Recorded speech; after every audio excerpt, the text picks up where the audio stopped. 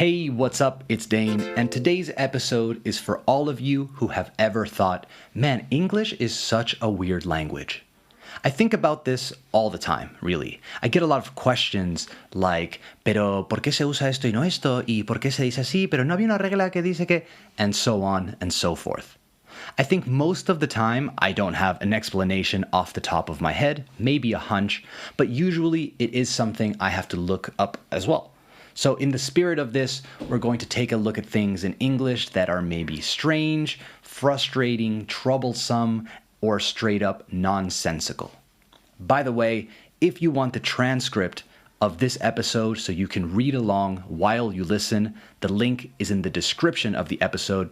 So go and click that and follow along because it's a way better experience. If you're an old school English with Dane fan and you are subscribed to the mailing list, you don't have to do much because you'll receive it in your email as soon as this episode comes out. Also, from now on, episodes will come out on Tuesday mornings. I feel like that's better for everyone. It gives me more time to put them together, and I honestly think more of you listen on Tuesdays anyway. Monday feels a bit overwhelming, I get it, and then on Tuesday, it's like you're more settled into the week. So we're gonna try that from now on. Okay, that's enough. Let's get into this week's episode, and stick around till the end for the vocabulary check, by the way. We'll take a look at a few words or expressions that might be a bit tricky. Let's get into it. You are listening to episode 12 of season 2 of English with Dane. Hit it.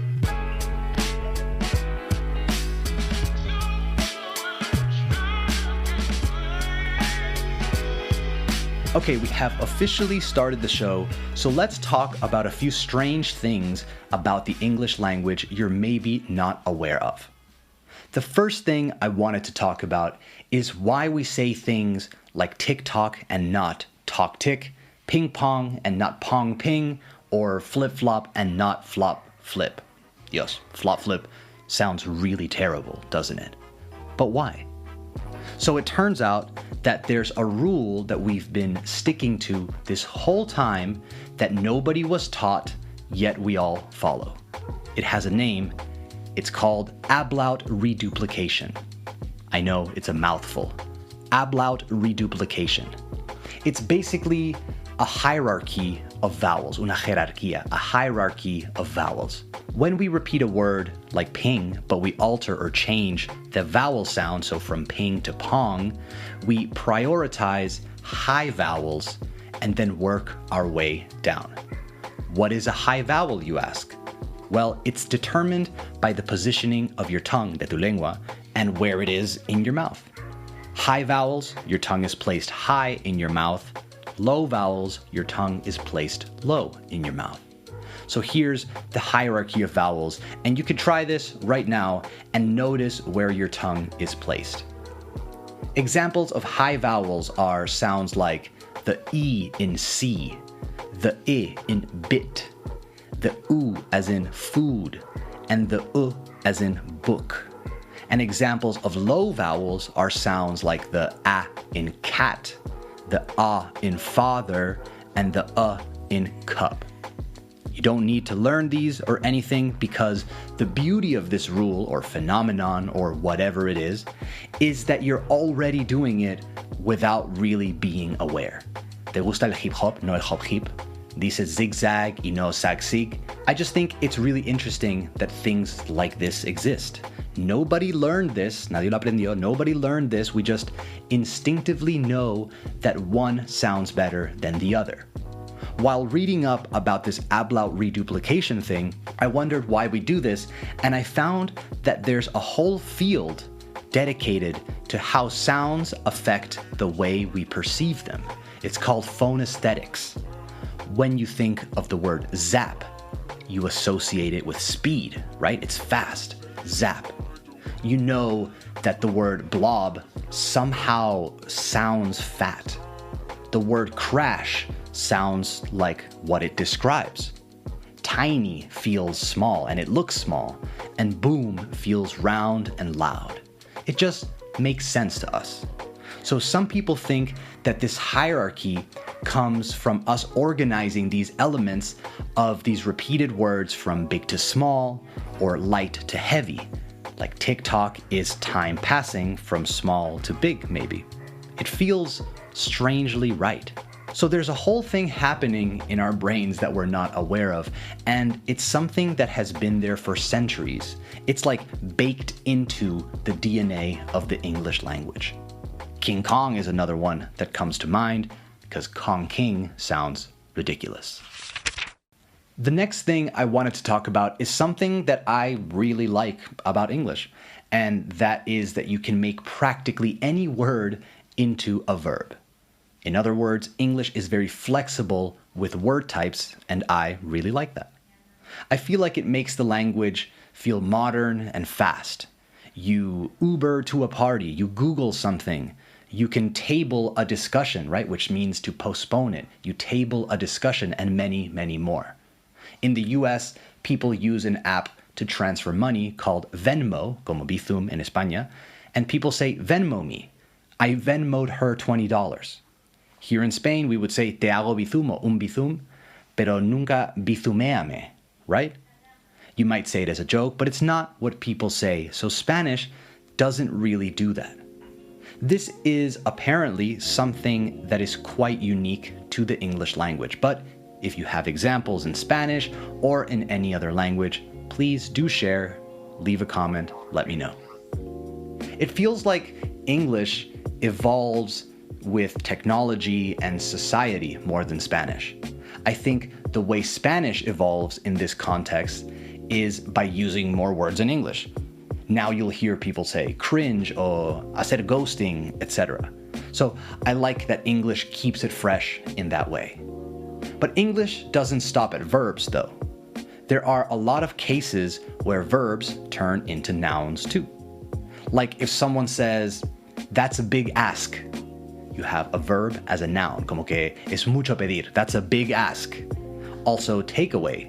What are the takeaways from this meeting is something that you'll definitely hear. A fail is a classic example. If you go back 10 years, people weren't using fail as a noun. And now you hear it in Spanish too, vaya fail.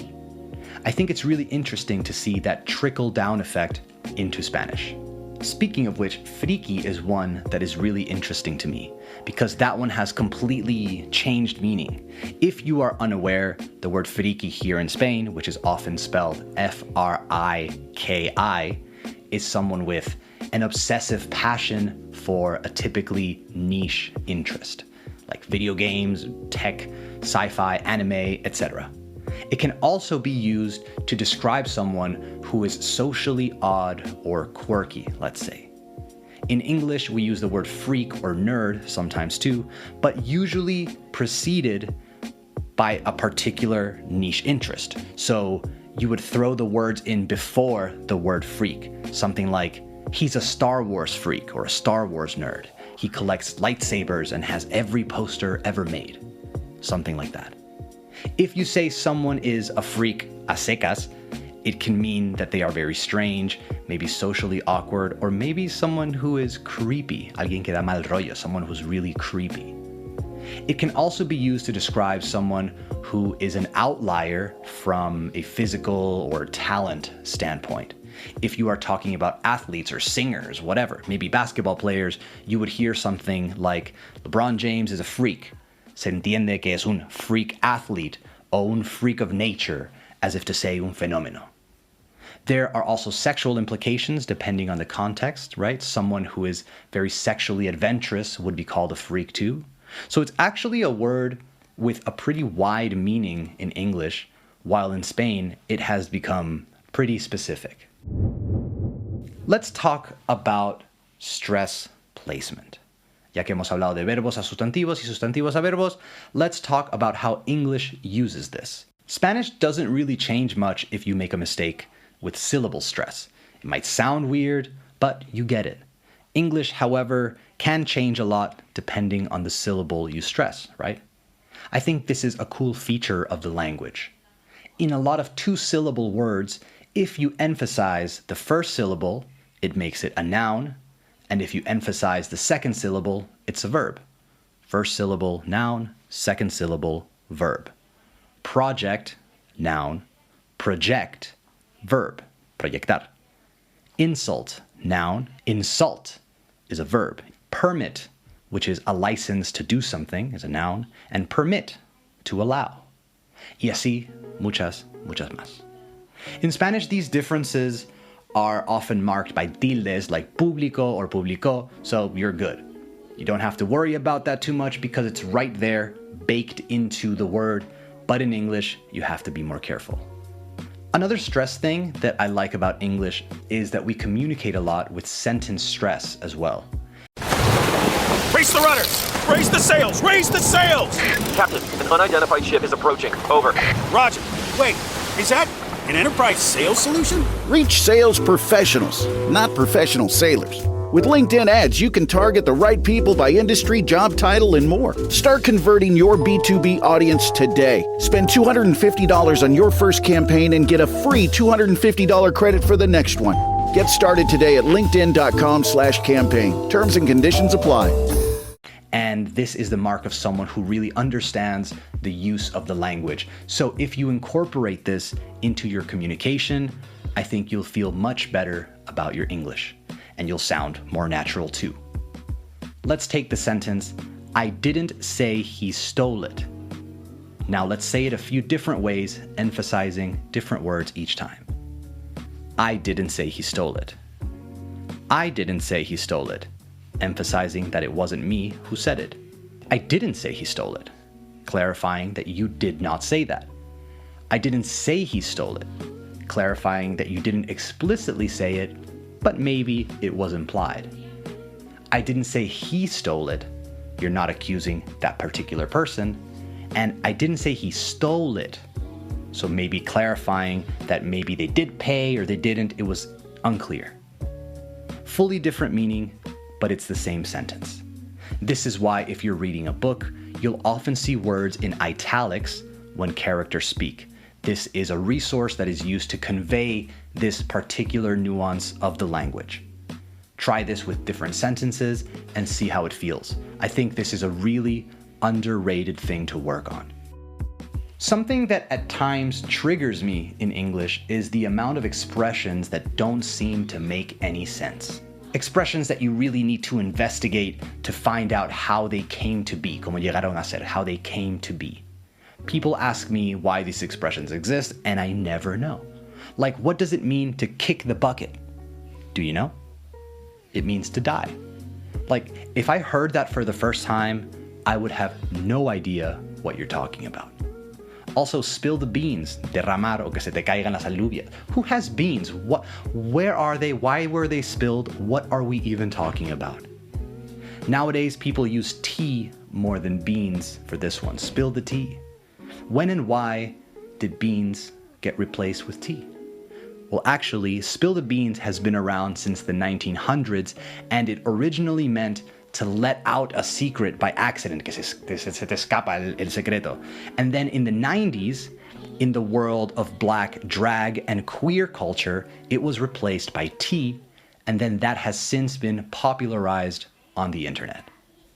To give someone the cold shoulder, like, what? What are you talking about?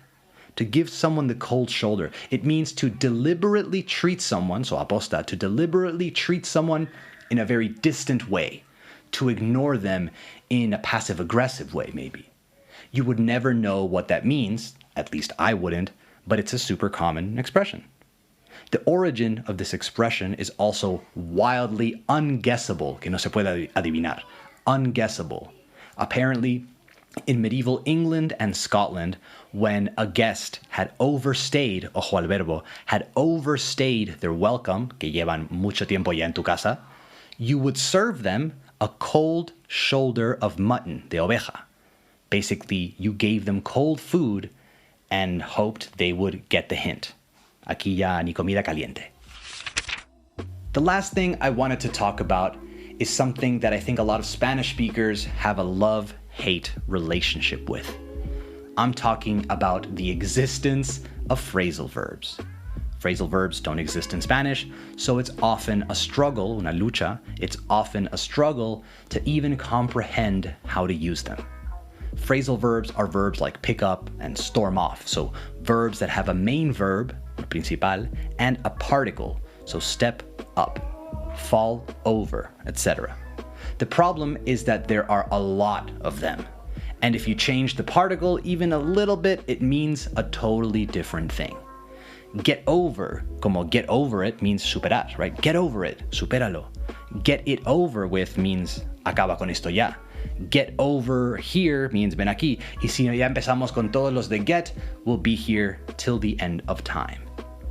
If you want a quick tip, by the way, a quick tip on how you should learn phrasal verbs or how you should become more comfortable with them, is to pair them, emparejarlos, to pair them by the particle and not by the main verb. People often make the mistake, it's not the best way, I think, but people often make the mistake of trying to learn all the phrasal verbs with get or put, but it's difficult to make such a connection when the meaning changes so drastically from one to the next. Put down versus put off, for example. One means to place something somewhere, como put it down, déjalo ahí, and the other means to postpone or procrastinate, right? Put down and put off. Wildly different.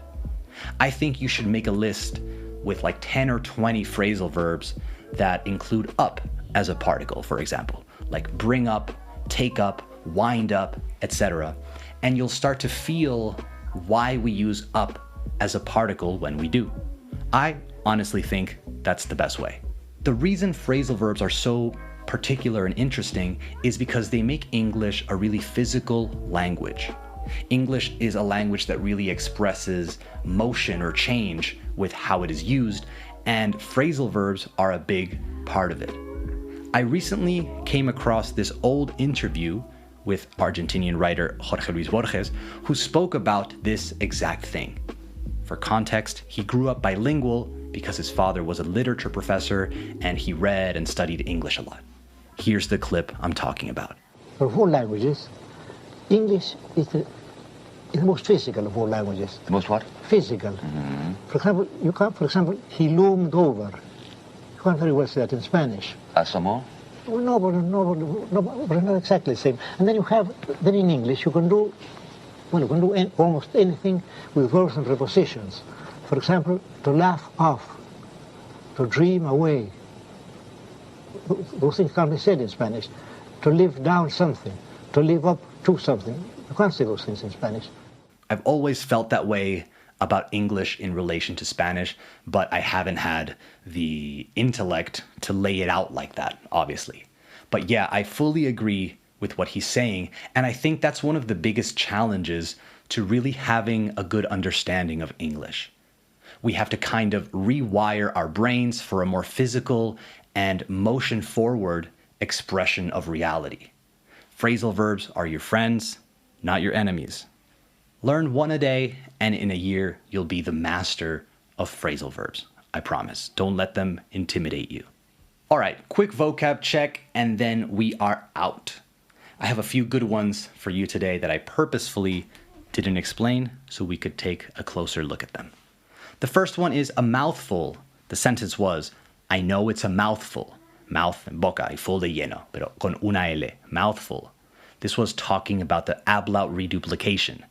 A mouthful, como tener la boca llena, means just that something is difficult to say. Maybe something is really tricky to say because it's got weird consonants or it has terms that you've never heard, so it's a mouthful. I also said baked into. The sentence was, it's like it's baked into the DNA of the English language. Again, talking about the ablaut reduplication.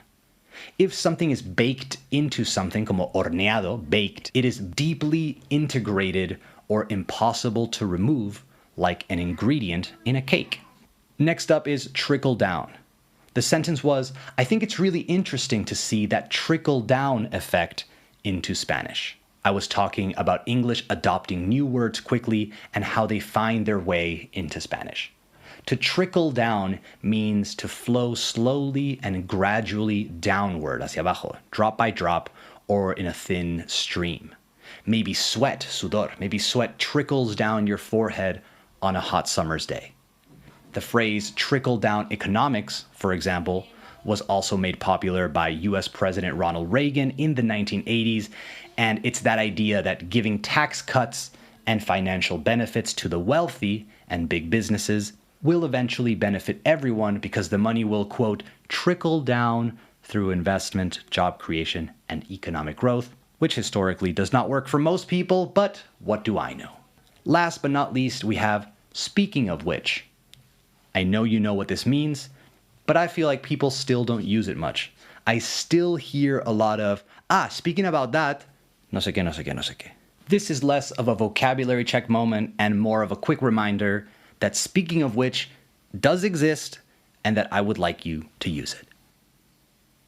All right, that's it for this episode of English with Dane. Thank you so much for listening. I really appreciate it. And thank you also for the positive messages you've been sending me. They always make my day, so thank you. If you do me a favor and share this podcast with someone who you think would enjoy it, I would be eternally grateful. And that's it. Let me know what you think in the comments. Send me an email, send me a DM.